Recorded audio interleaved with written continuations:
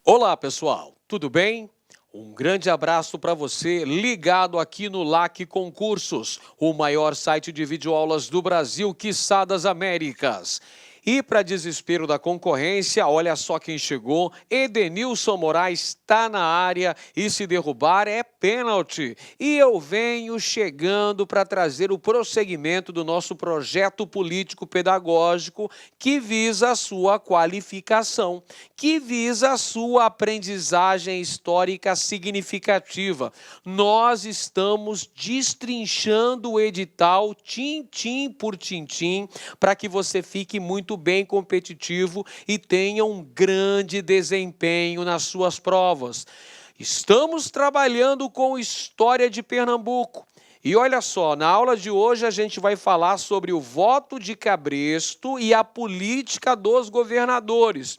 Ou seja, significa dizer que hoje trataremos especificamente sobre a chamada Primeira República no Brasil, também conhecida como República Velha, período histórico compreendido entre a proclamação da República, ocorrida no ano de 1889, e a Revolução de 1930, que dá início à Era Vargas. Então, este longo período histórico, que é chamado por uns de Primeira República e por outros de República Velha, é que a gente vai conhecer as principais características políticas. Nós vamos falar do voto de cabresto, aquele voto que era imposto pelo coronel contra a vontade íntima do eleitor. Afinal de contas, o voto durante a Primeira República no Brasil, de acordo com os preceitos estabelecidos pela Constituição de 1891, estabelecia o voto aberto, voto a descoberto. Então, isso contribuía para que ocorressem muitas fraudes eleitorais, voto de cabresto, voto de bico de pena, clientelismo, coerção, violência. E existiu também a chamada política dos governadores, que se constituiu num acordo estabelecido entre o governo federal e as oligarquias estaduais.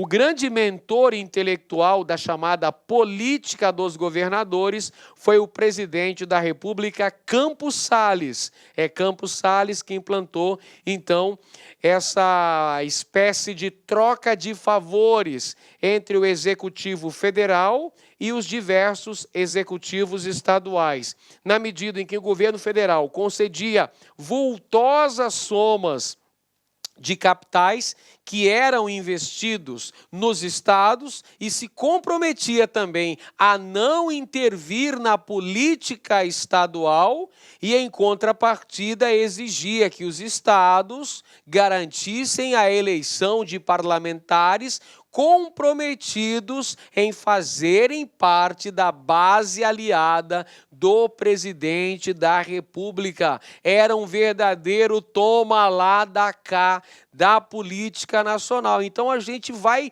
entender nos seus mínimos detalhes as características principais da política durante a chamada Primeira República ou República Velha, se você preferir chamar assim, estudando o voto de cabresto e a política dos governadores.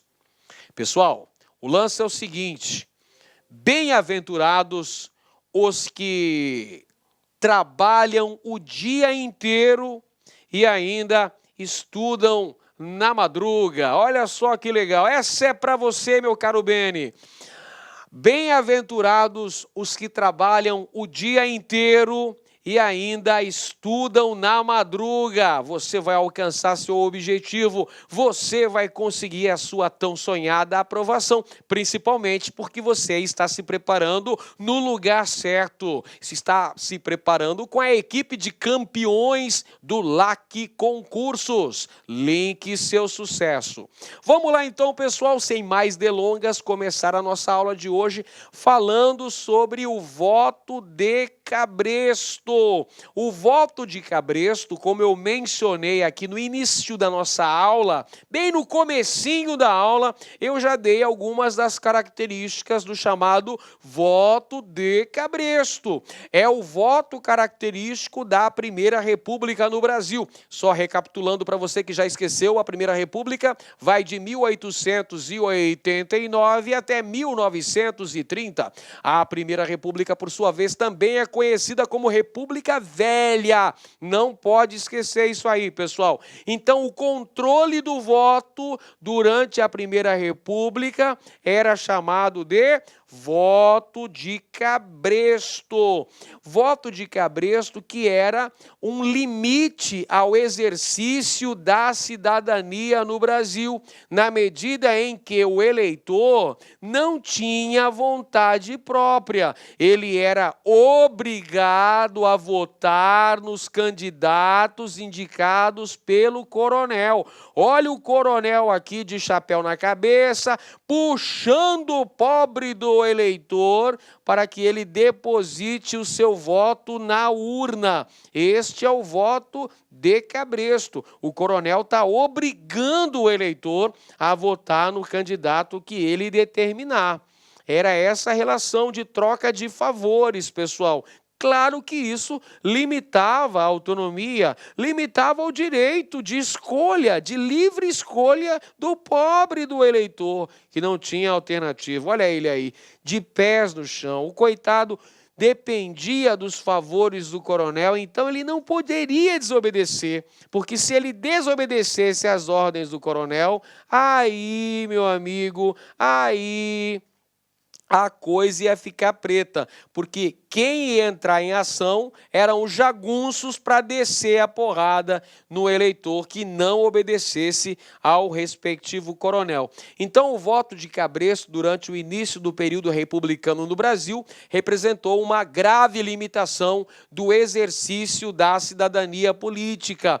Um abuso de autoridade econômica, o que a gente chama hoje de abuso do poder econômico. Era isso aqui, ó, do voto de Cabresto, o abuso da autoridade do coronel e também a compra de votos. Como é que se dava essa compra de votos? Através da troca de favores. O coronel era a principal autoridade na esfera municipal. Quanto mais eleitores o coronel conseguisse manipular, mais importante, mais influente seria esse coronel.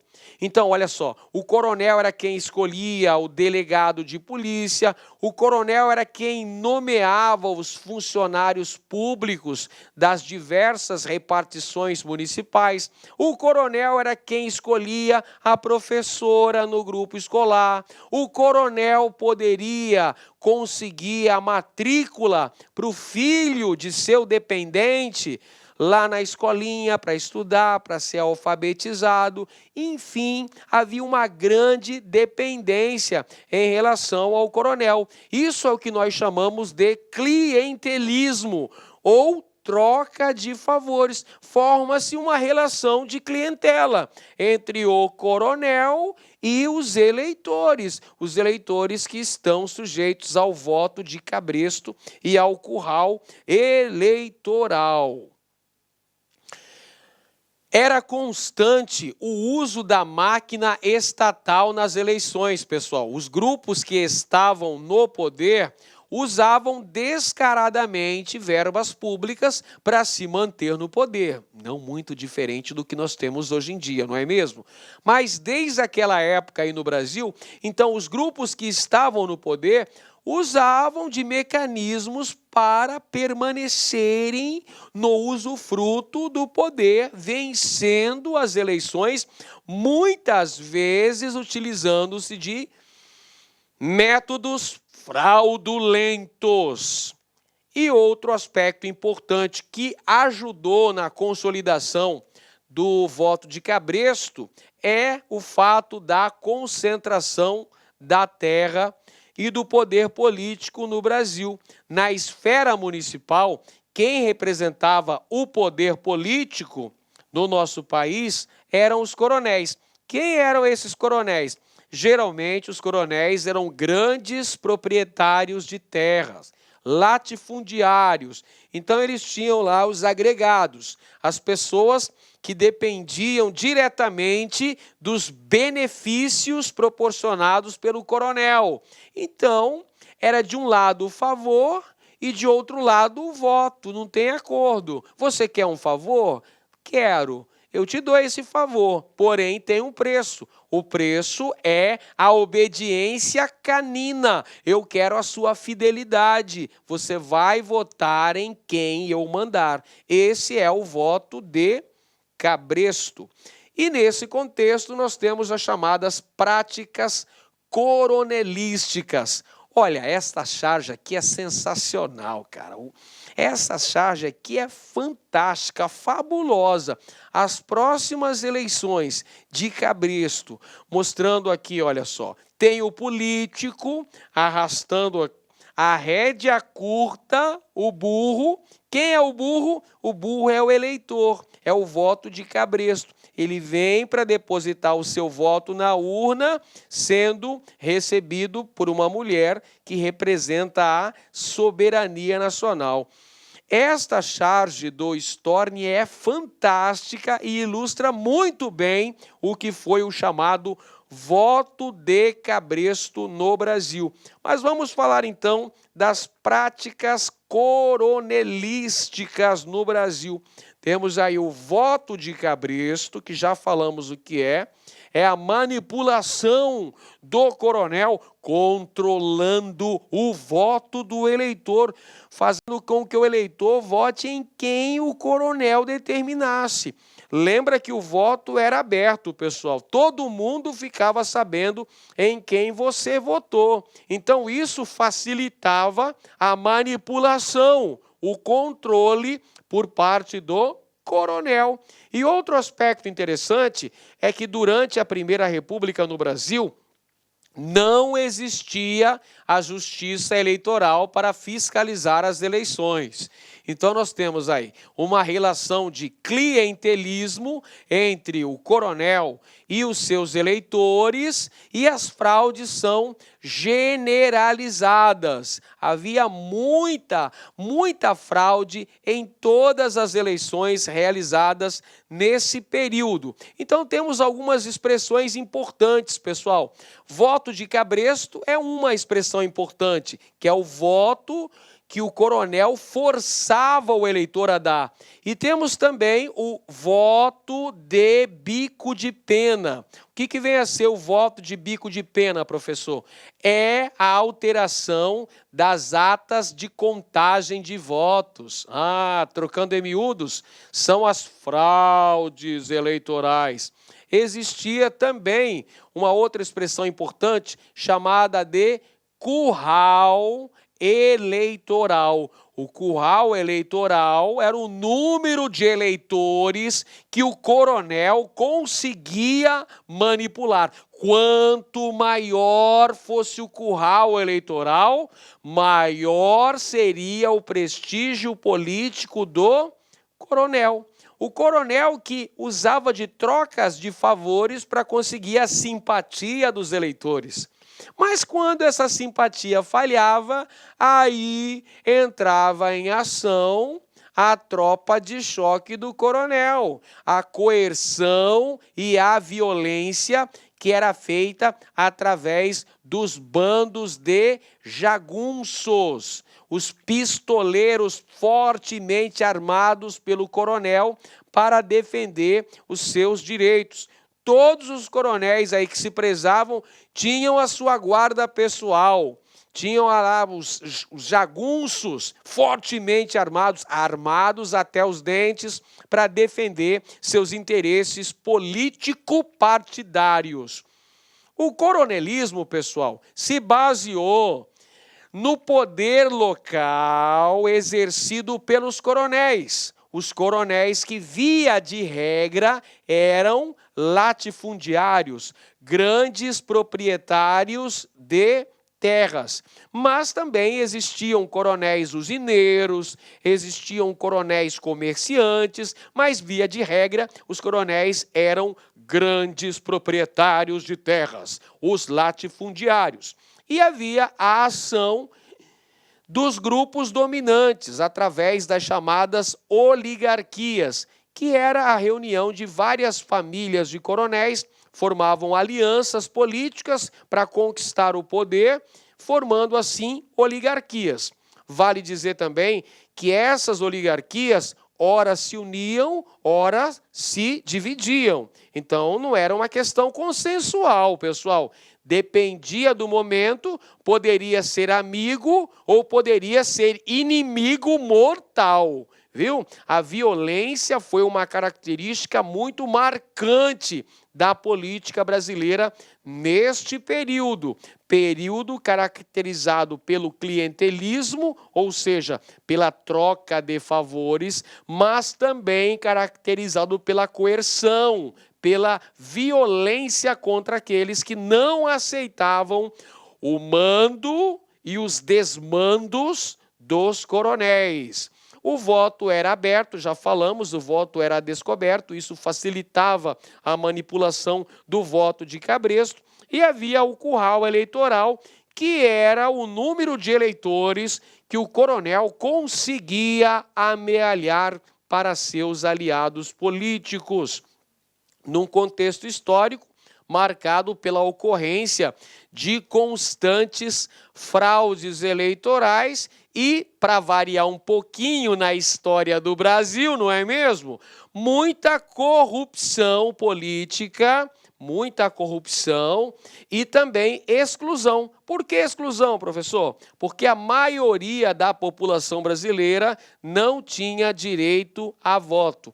Nesse contexto histórico que nós estamos falando, que é o da Primeira República, vigorava a Constituição de 1891. Constituição esta que garantia o direito de votos para maiores de 21 anos que fossem alfabetizados. Portanto, estavam excluídos da cidadania plena, ou seja, do direito da participação política, as mulheres, os menores, os padres, militares de baixa patente, mendigos, toda essa galera aí, ó, estava excluída do direito de votar. Enfim, essas são as características básicas do chamado coronelismo, o voto de cabresto, o curral eleitoral, o voto de bico de pena. E esta outra charge aqui também é sensacional, porque ela mostra uma senhora idosa, toda séria, né? Simbolizando a política, mostrando que a política nacional era uma senhora conservadora.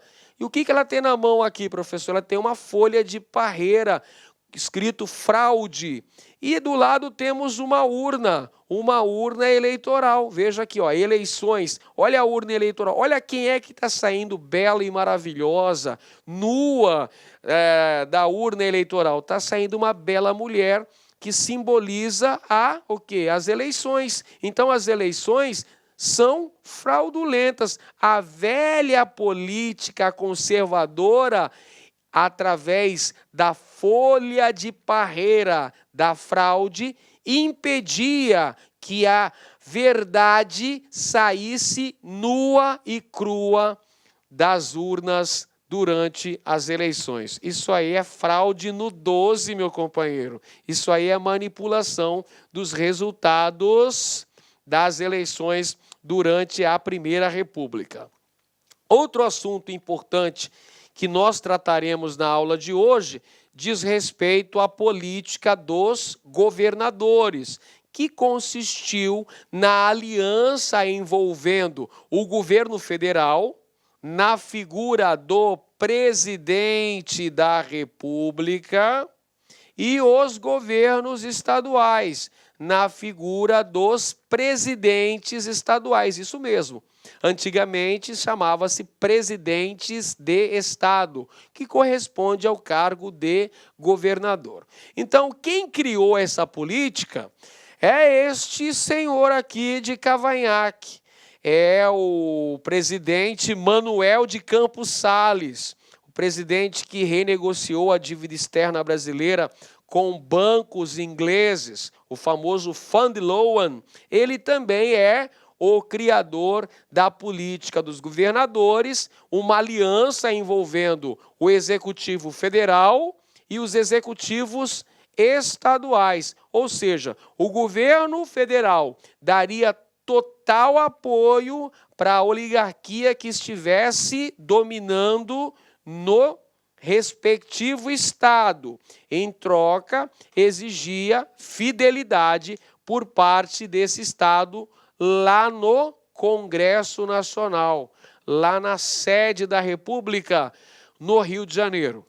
Tudo bem, pessoal? Está compreendendo aí? Uma troca de favores, política dos governadores. Então, o presidente dava apoio para os governadores, mas exigia também que os governadores dessem apoio para o presidente. Sabe como é? Uma mão lava a outra e as duas lavam o rosto. Toma lá, dá cá. É a troca de favores na política nacional. A política dos governadores acabou se constituindo num verdadeiro sustentáculo das oligarquias estaduais em troca do apoio político, pessoal. E isso contribuiu de forma significativa para o reforço do poder local, ou seja, do coronelismo. O que significa isso? Trocando em miúdos, significa dizer que a política dos governadores acabou por acirrar ainda mais as disputas intestinas nos estados. Espera aí que eu vou trocar em miúdos aí, pessoal. Significa dizer que a política implementada pelo presidente Campos Salles, chamada de política dos estados. Campos Salles dizia: é dos estados que se governa o Brasil.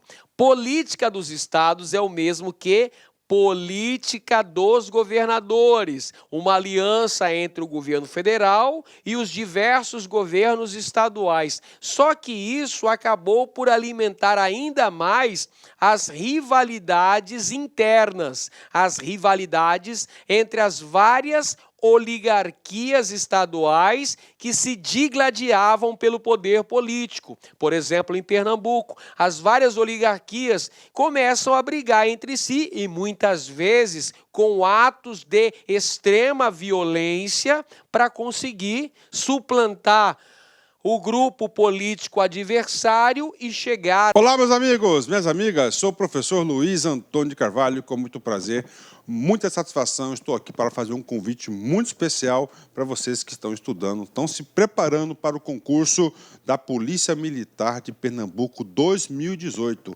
Este concurso já foi autorizado, a banca examinadora já foi contratada e com certeza nos próximos dias aí, próximas semanas, nós teremos a publicação do edital. E nós aqui da La Concurso, sempre saindo na frente, nós elaboramos um super curso pré-edital para a Polícia Militar de Pernambuco 2018, tudo bem? Um super curso aí para a galera.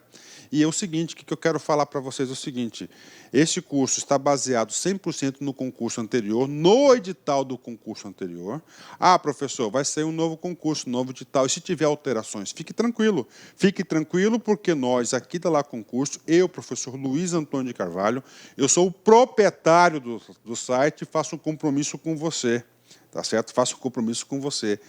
Quando o edital for publicado, e se você tiver aí alguma alteração, for necessário algum ajuste na nossa grade de aula, no nosso conteúdo, vocês podem ficar tranquilos que nós aqui da LAC, nós iremos atualizar a custo zero para os nossos alunos, né? Esse curso custa apenas 10 parcelas de R$ 30, 10 parcelas de R$30. Prazo de acesso 120 dias. Durante esse período, você pode assistir quantas vezes quiser e na hora que desejar. Tá certo, meus amigos? Detalhe, peço desculpa para vocês.